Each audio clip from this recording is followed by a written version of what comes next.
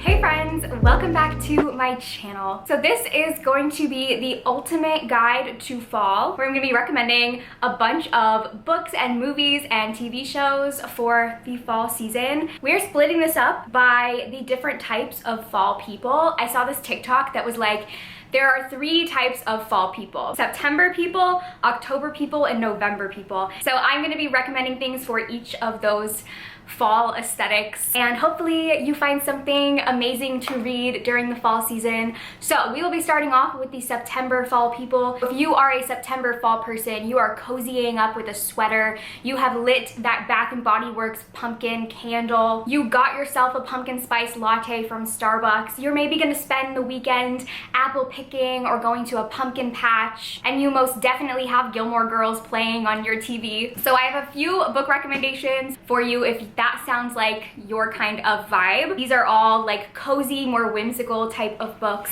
The first one, we just have to get it out of the way, that is Legends and Lattes by Travis Baldree. This is the blueprint for cozy fantasy. It follows an orc who has a dream of opening up a coffee shop, and the whole book is following her adventures, opening up this shop, turning it into a successful business. If you love drinking coffee and eating croissants or pastries, you will absolutely love this book. It is such a delight. Next up, we have a series. This one definitely gives like small town magical vibes, and that is the Stay a Spell series by Juliet Cross. These are the first 2 books, Wolf Gone Wild and Don't Hex and Drive. These are all books following a family of witches where each sister has a different type of magic and they all fall in love with different magical creatures. The first book, the love interest is a werewolf. The second one is a vampire. They are so much fun. Definitely my favorite like witchy romance series. Another witchy romance book that I love is The Very Secret Society of Irregular Witches by Sanju Mandana. This follows a secret society of witches, and the main character is tasked with coming to an orphanage where there are 3 young witches, and she needs to help them learn how to control her magic. And there's a very prickly librarian who also works there, and it's kind of like a grumpy sunshine romance. I really loved this one because I feel like it had equal amounts of like romance plot, but then also this like very amazing found family plot to it. And it's definitely like practical magic meets The House in the Cerulean Sea. And then we have a newer read that I love, and that is Heartstone by L. Catherine White. This is a Pride and Prejudice retelling where Mr. Darcy is a dragon rider, and the Bennets have hired a band of dragon riders to come and help them with their problem of griffins who have been attacking their town. So Darcy and his dragon come to help out the Bennets and meet Eliza Bennet, and it's very much like a true Pride and Prejudice retelling except with this magical fantasy twist, and I was obsessed with this. I loved it so much, and I feel like Pride and Prejudice on its own has like a fall vibe to me, so this one with the magical aspect to it just like amps up the feeling of fall. And then for movie and TV recs for this, obviously Gilmore Girls is like the #1. If for some reason you are the last person alive who has not watched Gilmore Girls, definitely give it a try. It is like the ultimate fall show. Even the parts of the show that don't take place in the fall still just have that feeling to me. Nothing is more quintessentially fall than Gilmore Girls. But my other favorite movie for fall is You've Got Mail. I don't even know if this movie takes place in the fall, but every time I think of it, I think of fall. It might be because of the way that the movie is like colored. It's more warm toned, and to me anything that looks warm toned just like screams fall. But I have loved this movie since I was a little kid. It's one of my favorite like rom-com movies. And then my last movie rec is one that I feel like I don't see a lot of people talking about, but I love it so much. It's called Penelope. It's kind of a fantasy movie, but like it takes place in our world or a version of our world, and the main character has been cursed, so she has a pig nose, and her family always hides her away, and it says that if she can get a man to fall in love with her, her curse will be lifted. So her parents are trying to find like someone to marry her and fall in love with her. Then there is a man who is hired by the newspaper to like get the dirt on her, so he goes in like acting as one of the guys her parents have like hired to fall in love with her, and he actually does end up falling in love with her. It's so cute and like a little touch of magic. I really love this movie. I watch it almost every year. All right, next up we have our October fall people. If you're an October fall person, you've definitely already decorated your house for Halloween. You have skeletons up, you have spider webs. You've definitely marathoned a horror movie franchise. For you, the spookier, the better. So if that sounds like you, I have a few book recs for you. Firstly, These Fleeting Shadows by Kate Alice Marshall. I would honestly recommend any Kate Alice Marshall horror book, but this one to me has the most fall vibes of any of her horror books. This one takes place at this very bizarre mansion. A mother and daughter go back home to this mansion that they ran away from when she was a child because the grandfather has died and for some reason has left the house and all the inheritance to her. But in order to claim this inheritance, she has to stay in the house for a year.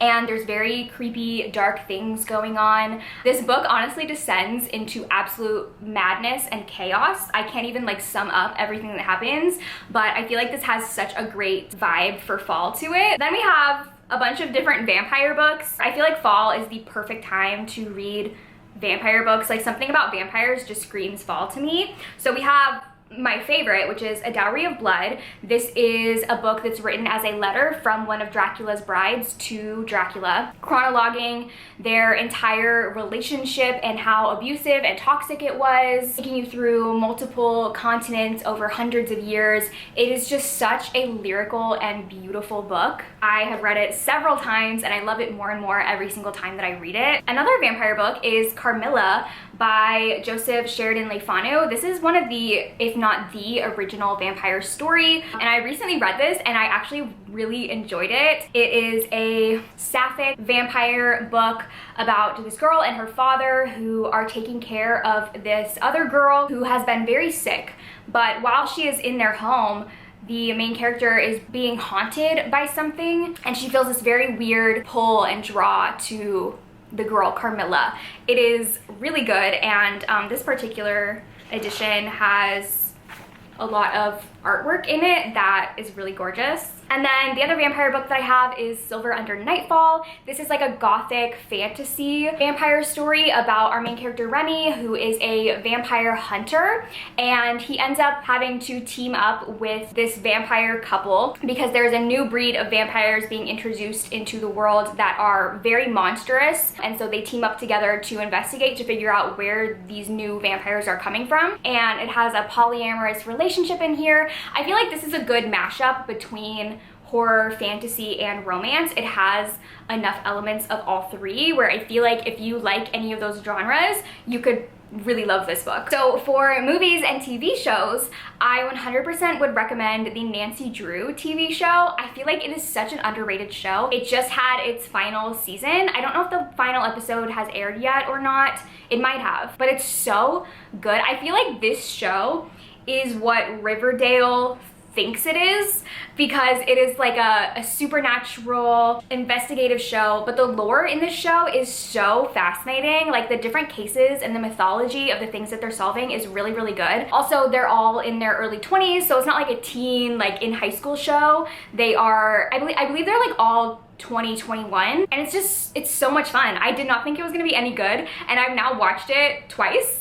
It's just a really fun show. I love all of the cases and the different like supernatural creatures. In every season, there's like a very big mystery that is really, really good. It's just a really fun binge that I definitely recommend. Another show that I feel like is more underrated is Hemlock's Grove. It is an older show and it is very weird, but I feel like if you can get into the weirdness, it is so good. It's a show about vampires and werewolves and witches, but like all very weird versions. Bill Skarsgård is in it. I definitely recommend that. And then I cannot not recommend The Haunting of Hill House. If for some reason you have not watched it, it is my absolute favorite spooky show ever. I rewatch it every October and it just has the perfect vibe. And then lastly, if you are a November fall person, you love hanging out in like an old library or sitting in a study. You probably love going and exploring used bookstores, looking through old editions of books. So if that sounds like you, I have a bunch of recommendations. These these are all